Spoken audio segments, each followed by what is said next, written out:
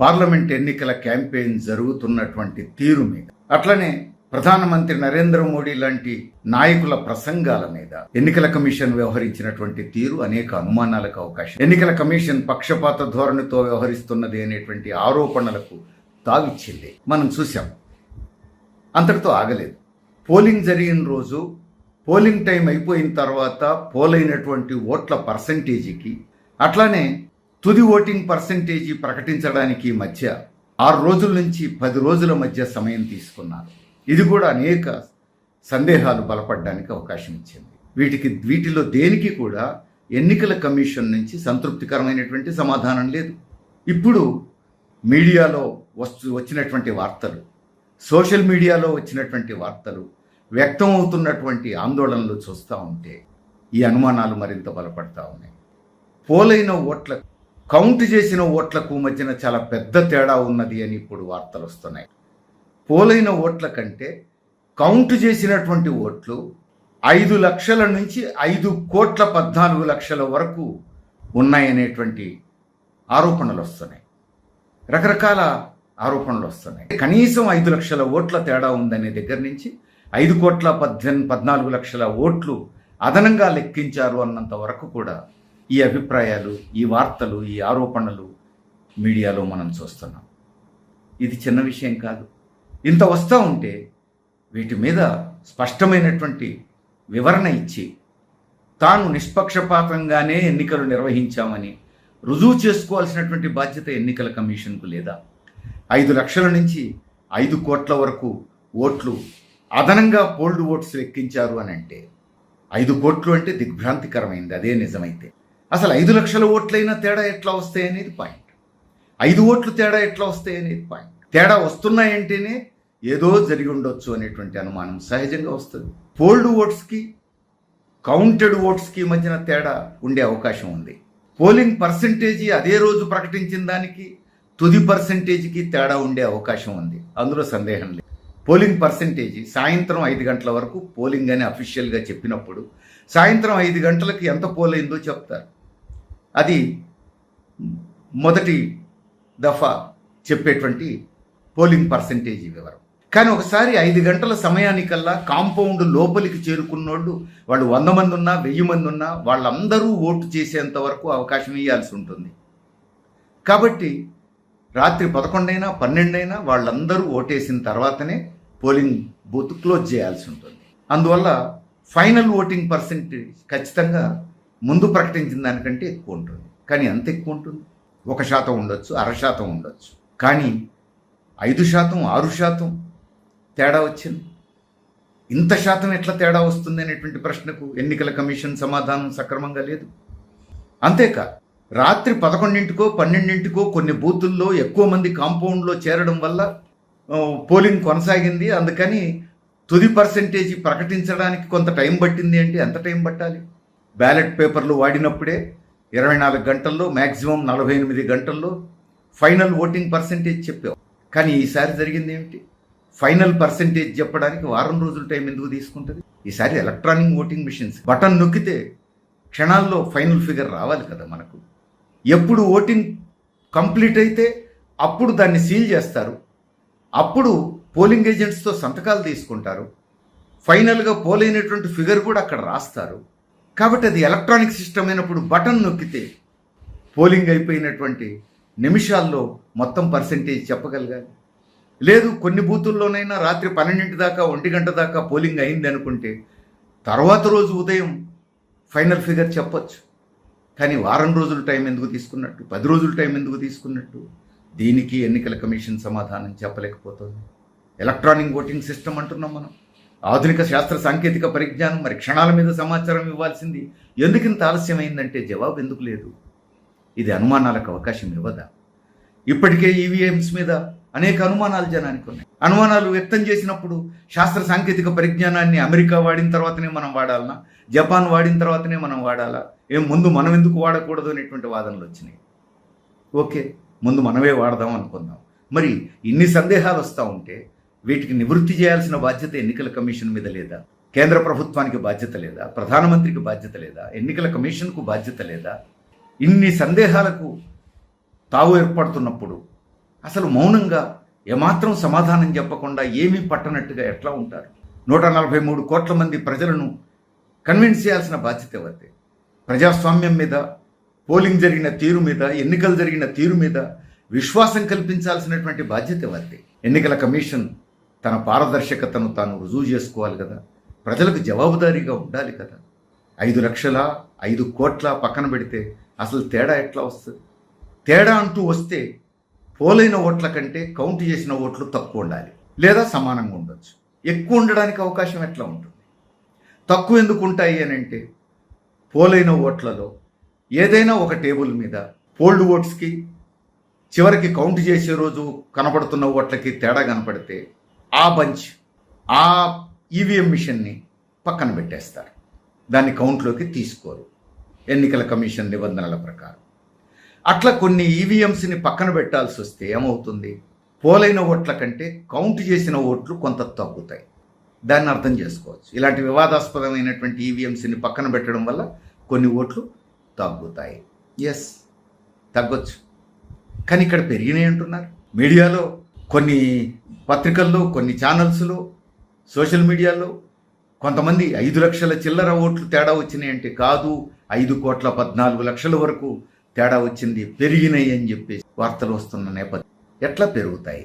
ఇది కదా, ఇది సమస్య. అంటే పోలైన తర్వాత, సీల్ చేసిన తర్వాత, మళ్ళీ ఎక్కడైనా మధ్యలో దాచిపెట్టిన దగ్గర, స్టోర్ చేసిన దగ్గర ఈవీఎంస్ని ఓపెన్ చేసి అదనంగా ఓట్లు నొక్కారా? ఇలాంటి అనుమానాలు ప్రజలకు వస్తాయి. ఎందుకంటే పోలింగ్ జరిగిన తర్వాత నెల రోజులకు కౌంటింగ్ జరిగింది కాబట్టి మధ్యలో ఇదేమన్నా జరిగిందా అనేటువంటి అనుమానం ప్రజలకు సహజంగా వస్తుంది.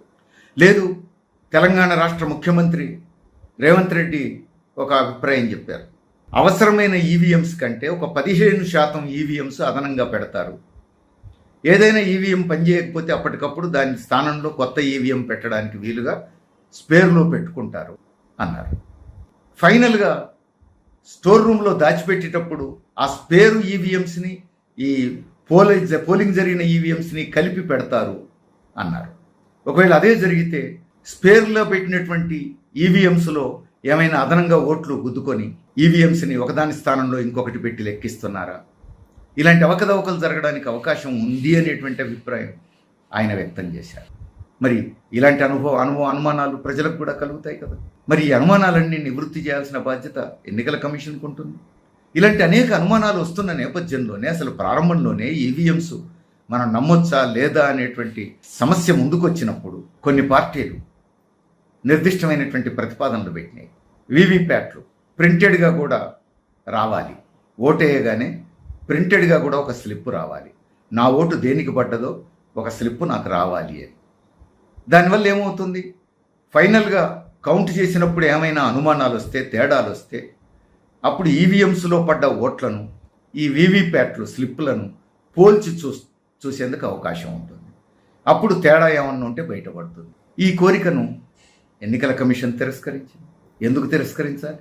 పారదర్శకంగా ఉన్నప్పుడు, ఎన్నికలు పారదర్శకంగా నడపాలనుకున్నప్పుడు ప్రజలకు విశ్వాసం కలిగేంత వరకు ఈ పద్ధతిని కొంత అనుసరించవచ్చు కదా. శాశ్వతంగా అనుసరించాల్సిన అవసరం ఉండకపోవచ్చు, కానీ ప్రజలకు ఈ నూతన శాస్త్ర సాంకేతిక పరిజ్ఞానాన్ని ఓటింగ్లో వినియోగించడం వల్ల లాభమే తప్ప నష్టం లేదు అనేటువంటి ఒక విశ్వాసం కలిగేంత వరకు ఆ పని ఎందుకు చేయడానికి అంగీకరించలేదు ఎన్నికల కమిషన్? ఖచ్చితంగా తిరస్కరిస్తున్నారు. ఇదో సమస్య. రెండో సమస్య ఏమిటి? ఇప్పుడు ఎలక్ట్రానిక్ ఓటింగ్ మిషన్స్లో మనం ఓటేసినప్పుడు ఒక గుర్తు మీద వేలు పెట్టి నొక్కినప్పుడు అది బ్యాలెట్ కంట్రోల్ అంటున్నాం. ఆ బ్యాలెట్ కంట్రోల్ సిస్టమ్ నుంచి సంకేతాలు వీవీప్యాట్ దగ్గరికి పోతాయి. వీవీప్యాట్ అంటే మనం నొక్కిన తర్వాత పక్కన నా ఓటు నేను వేసిన గుర్తుకే పడ్డదా లేదా అని మనం చూస్తాం. అక్కడ మనకు కనపడుతుంది, అది వీవీప్యాట్. అక్కడికి సిగ్నల్స్ పోతున్నాయి. ఆ తర్వాత అక్కడి నుంచి control system, final control system దగ్గరికి పోతున్నాయి ఆ సిగ్నల్స్. అంటే ఫైనల్గా ఓటు అక్కడ పడుతుంది. అంటే వీవీప్యాట్ నుంచి ఫైనల్ ఓట్ పడేటువంటి కంట్రోల్ సిస్టమ్కు పోయినప్పుడు ఎక్కడ ఓటు పడుతుందో నిర్ధారించుకోవడానికి నాకు అవకాశం లేదు. ఖచ్చితంగా నాకు వీవీప్యాట్లో కనపడ్డ ఓటుకే పడుతుందా ఫైనల్గా, లేకపోతే ఈడి నుంచి ఆడికి పోయిన తర్వాత వేరే గుర్తుకు పడుతుందా నిర్ధారించుకునేటువంటి అవకాశమే ఈ సిస్టంలో కనిపించట్లేదు. అందుకని కొన్ని పార్టీలు ప్రత్యామ్నాయ ప్రతిపాదన పెట్టినాయి. ఈ సిస్టంలో చిన్న మార్పు చేద్దామన్నారు. మనం ఒక గుర్తు మీద ఓటు నొక్కినప్పుడు అక్కడి నుంచి సిగ్నల్స్ వీవీప్యాట్కి కాకుండా డైరెక్ట్గా ఫైనల్ కంట్రోల్ పాయింట్కు పోవాలి. అక్కడ ఓటు పడాలి. అక్కడి నుంచి వీవీప్యాట్కు రావాలి సిగ్నల్స్. అప్పుడేమవుతుంది, నా ఓటు ఫైనల్గా ఎక్కడ పడిందో, ఎక్కడ నమోదైందో, ఏ గుర్తు మీద నమోదైందో అదే గుర్తు మీద నాకు వీవీప్యాట్లో కనపడుతుంది. అప్పుడు నా ఓటు ఖచ్చితంగా నేను నొక్కిన గుర్తు మీదనే పడ్డది అని నిర్ధారణ చేసుకోవడానికి అవకాశం ఉంటుంది. మరి ఈ మార్పు చేద్దామంటే కూడా ఎన్నికల కమిషన్ అంగీకరించట్లేదు. దీనికి ఎందుకు అంగీకరించట్లేదు? సింపుల్గా ప్రోగ్రాంలో చిన్న మార్పే కదా. ముందు వీవీప్యాట్కు పోకుండా సిగ్నల్స్ ముందు ఓటు నమోదయ్యేటువంటి కంట్రోల్ పాయింట్కు పోవాలి. ఈ మాత్రం ప్రోగ్రామింగ్లో మార్పు చేయడానికి ఎందుకు అంగీకరించట్లేదు? ఇది మరిన్ని అనుమానాలకు తావిస్తుంది. ఖచ్చితంగా అనేక అనుమానాలకు ఇది అవకాశం ఇస్తున్నది ఈరోజు. అందుకని ఇప్పుడు ప్రజలకు సందేహాలు బలపడుతున్నాయి. మొదట వచ్చినటువంటి ఈవీఎంస్ మీద వచ్చినటువంటి సందేహాలు నిజమేనేమో అనేటువంటి అనుమానాలు ఇప్పుడు మరింత బలపడుతున్నాయి. అంతేకాదు, అసలు బూత్ వైజ్ ఒక్కొక్క బూత్లో ఏ పార్టీకి ఎన్ని ఓట్లు పడ్డాయో లెక్కలు సీక్రెట్ ఏమీ కాదు. ఆ బూత్లో లెక్కించినప్పుడు ఎన్నికల ఏజెంట్లకు తెలిసే ఉంటాయి అవి. వీటిని వెబ్సైట్లో పెట్టడానికి ఎన్నికల కమిషన్ నిరాకరిస్తున్నది. ఆ వివరాలు ఇవ్వడానికి ఎన్నికల కమిషన్ నిరాకరిస్తున్నది. ఇది కూడా అనేక అనుమానాలు బలపడడానికి తావిస్తుంది. నువ్వు నిష్పక్షపాతంగా ఉంటే, చిత్తశుద్ధితో ఉంటే, ఏ లోపల జరగట్లేవు అని చెప్పేసి గ్యారంటీ ఉంటే మరి బూత్ వైజ్ లిస్టులు ఇవ్వడానికి అభ్యంతరం ఏముంది? ఇక్కడ ఒక చిక్కు వస్తుంది. బూత్ అంటే బూత్లో ఓట్లు చాలా తక్కువ ఉంటాయి. 500 ఉండొచ్చు, 600 ఉండొచ్చు, 1000 ఉండొచ్చు. అంటే ఒక గ్రామం లేదా ఒక బస్తీ ఒక బూత్ ఉంటుంది. ఆ గ్రామంలో ఓటింగ్ ఎట్లా ఉన్నది అనేది జనం అందరికీ అర్థమైపోతూ ఉంటుంది. కాబట్టి లోపల ఏమైనా మ్యానిపులేషన్ జరిగితే, ఓట్లు తారుమారు జరిగితే ఈవీఎంస్లో బూత్ వైజ్ లిస్ట్ ఇచ్చినప్పుడు ఒక గ్రామంలో ఒక పార్టీ బలంగా ఉండి అత్యధిక ఓట్లు దానికే పడతాయని అందరు అంగీకరించేటువంటి గ్రామంలో ఓట్లు దానికి ఉల్టా పల్టా ఉన్నాయనుకో లెక్కల్లో, అప్పుడు ప్రజలందరికీ అనుమానం వస్తుంది. ఖచ్చితంగా ఏదో జరిగిందని ప్రజల్లో ఆందోళన వస్తుంది. అందుకని ఇలాంటి తేడాలు ఉన్నప్పుడు బయటపడతాయనే దాచిపెట్టడం కోసమే బూత్ వైజ్ ఓటర్స్ లిస్టుని ఇవ్వడానికి ఎన్నికల కమిషన్ సిద్ధంగా లేదా? ఈ ప్రశ్నకు ఎన్నికల కమిషన్ ఏం సమాధానం చెప్పాలి? ఖచ్చితంగా ఎన్నికల కమిషన్ మీద అనుమానాలు పెరుగుతాయి కదా. దీనికి జవాబు చెప్పాల్సిన బాధ్యత ఎన్నికల కమిషన్దే కదా. మరి ఎందుకు ఎన్నికల కమిషను సమాధానం చెప్పట్లేదు?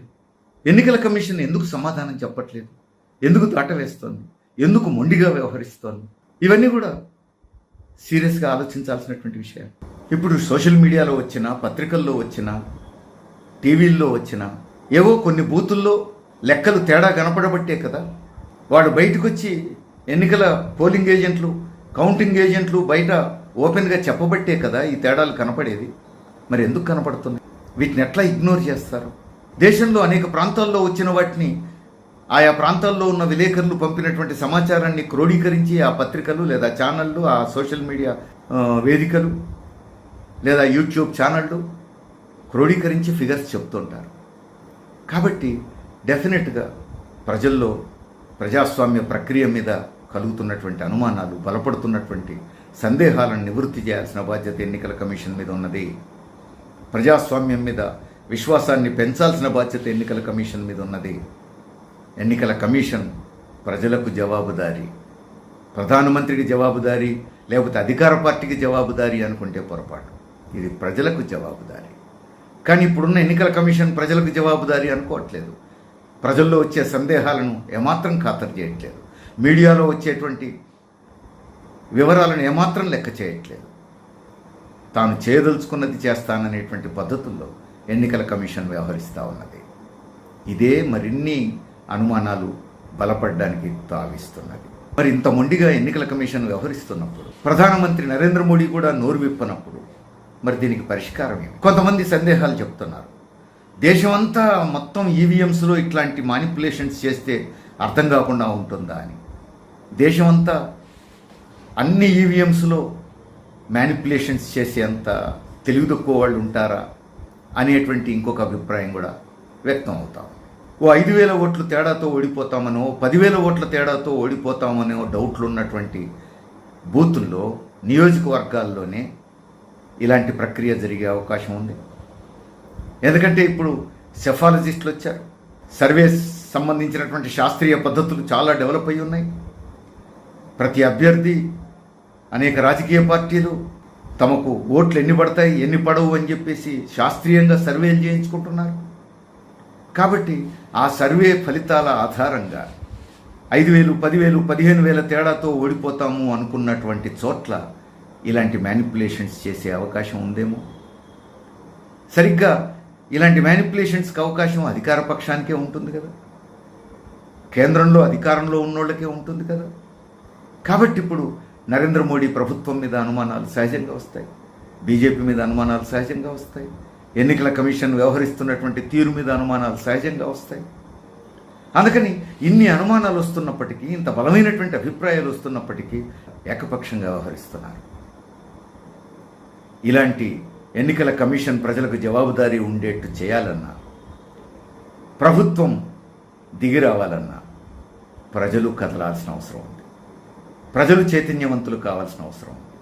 ప్రజలు కేంద్ర ప్రభుత్వాన్ని నిలదీయడానికి సిద్ధపడాలి, ప్రజలే ఎన్నికల కమిషన్ను నిలదీయడానికి సిద్ధపడాలి.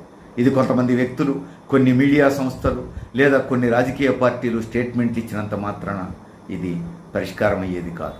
ప్రజల్లో కదలిక రాకుండా ఈ విషయంలో మార్పు రాదు. ప్రజాస్వామ్యాన్ని కాపాడుకోవాల్సిన బాధ్యత ప్రజల మీదనే ఉన్నది. ఆ ప్రజలాలి, ఈ ప్రశ్నలకు సమాధానం కావాలి అని ఎన్నికల కమిషన్ను నిలదీయాలి.